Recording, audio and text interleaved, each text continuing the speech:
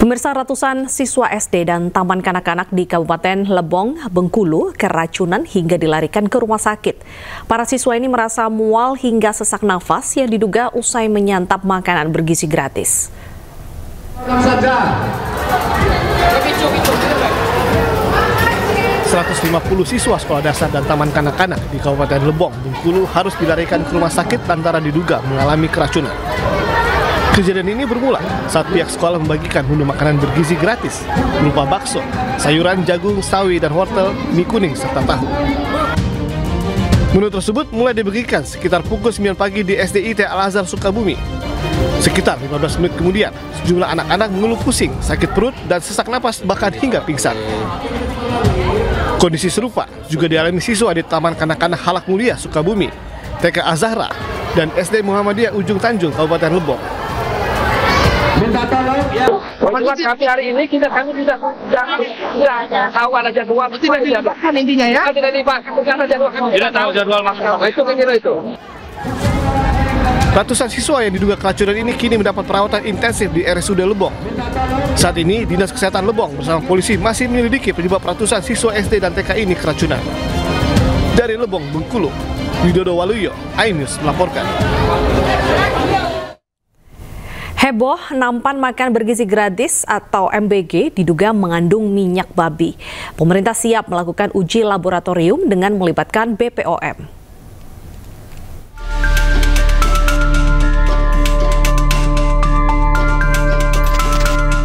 Program makan bergizi gratis kembali menuai isu negatif.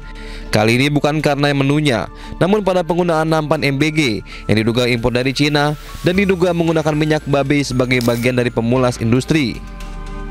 Dalam unggahan sosmed Halal Corner dikatakan, temuan ini dilakukan tim investigasi Indonesia Business Post yang melakukan perjalanan ke Kaohsiung, ke sebuah pusat industri di Provinsi Guangdong, Cina.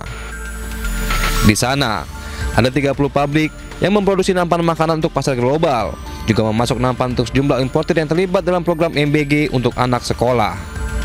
Bahkan, unggahan salah satu foto menunjukkan bahwa nampan tipe 201 dan 304 yang dikirimkan ke Indonesia mengandung lemak babi olahan.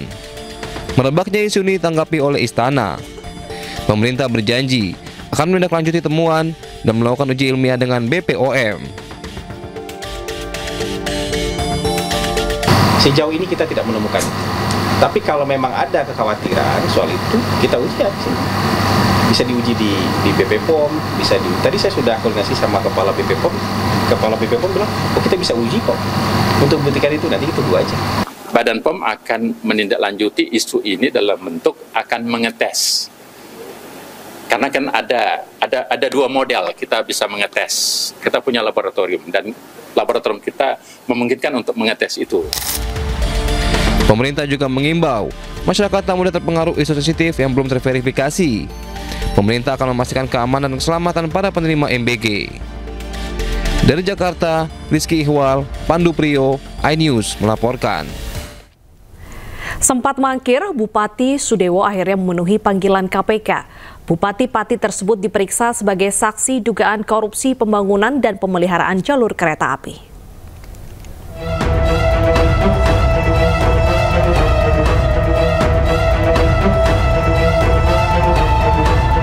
Bupati Pati Sudewo selesai menjalani pemeriksaan KPK sekitar pukul 16:45 waktu Indonesia Barat. Ia diperiksa sekitar 8 jam dan mengaku menjawab seluruh pertanyaan dengan jujur. Namun ia tidak menjelaskan jumlah pertanyaan yang dikeluarkan penyidik. Sementara ditanya terkait desakan mundur oleh warga Pati, Sudewo mengaku akan membangun Kabupaten Pati dengan baik. Kalau soal uang itu juga ditanyakan dan itu sudah dijelaskan dalam pemeriksaan kira-kira 2 tahun yang lalu bahwa itu adalah uang pendapatan dari DPR RI. Semua rinci. Ada pemasukan, pendapatan, ada pengeluarannya. Ada berapa pertanyaan? Pak tadi Pak? Pertanyaannya tidak ingat saya berapa jumlahnya ya. Saya nggak ingat. Saya nggak ingat. Ya, tidak ingat. Makasih ya. Terkait surat banyak surat Bapak mundur, Bapak siap mundur apa dari jabatan Pak? Saya akan istiqomah, akan amanah untuk membangun Kabupaten Pati sebaik-baiknya. Saya mengimbau masyarakat kompak, solid, damai. Sudewo diperiksa sebagai saksi atas kasus dugaan suap pembangunan dan pemeliharaan jalur kereta api di Jawa, Sumatera, dan Sulawesi. KPK telah menyita uang dari Sudewo 3 miliar rupiah. Kasus tersebut terkuak berawal dari operasi tangkap tangan yang dilakukan KPK pada 11 April 2023 di Balai Teknik Perkeretaapian kelas 1 wilayah Jawa bagian tengah. KPK telah menetapkan 14 tersangka, diantaranya 2 korporasi. Terbaru 12 Agustus 2025, KPK menetapkan dan menahan tersangka ke-15, yakni ASN di Kemenhub atas nama Risna Sutrianto. Tim Liputan iNews melaporkan. Nama Bupati Pati Sudewo belakangan ini memang menjadi pembicaraan. Bermula dari kebijakan kontroversi kenaikan PBB Pati 250%, Sudewo kini jadi target Komisi Pemberantasan Korupsi.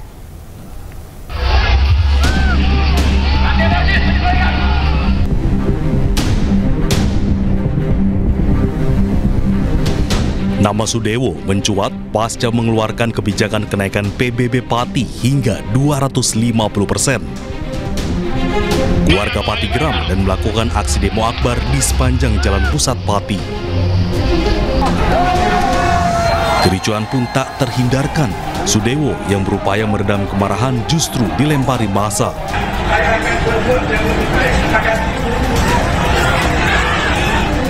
Namun rencana pemakzulan Sudewo dari kursi bupati bergulir. Pansus hak angket dibentuk, sementara Sudewo yang sempat mempertahankan jabatannya akhirnya pasrah. Belum kelar hasil pansus hak angket di DPRD Pati, warga meminta tuntutan lebih. Ribuan masyarakat Pati mengirim surat ke KPK meminta Sudewo dieksekusi dalam dugaan kasus korupsi. Sudewo diduga menerima aliran dana dari pembangunan jalur kereta api saat masih menjabat anggota DPR. Mendapat desakan, KPK pun memeriksa Sudewo di Jakarta. Ia mangkir di pemanggilan pertama. Sudewo diperiksa siang ini. Tim Liputan iNews melaporkan. polisi membongkar praktik judi online dengan perputaran uang mencapai 154 miliar rupiah. Polisi dan instansi terkait juga telah membekukan hampir 1.000 rekening. Direktorat Tindak Pidana Siber Bareskrim Polri membongkar kasus judi online. Sejumlah barang bukti ditampilkan dalam kegiatan ini, termasuk tumpukan uang hasil sitaan judi online. Tumpukan uang dengan pecahan Rp100.000 ini terbagi dalam tumpukan per 100 juta dalam tiap plastik. Selain itu pemirsa, ada juga barang bukti elektronik yang ditampilkan. Sebelumnya Polri membekukan 576 rekening dan 235 rekening dengan nominal yang berbeda. Total dana yang dibekukan dan disita mencapai 154,3 miliar rupiah. Yang selanjutnya dilakukan pemblokiran terhadap 576 rekening senilai 63.711.906.018 rupiah yang saat ini masih dalam tahap penyidikan, yaitu 3 berkas perkara. Penyidik juga telah menindaklanjuti penyitaan terhadap uang senilai 90.639.551.037 rupiah dari 235 rekening yang saat ini berkas perkaranya telah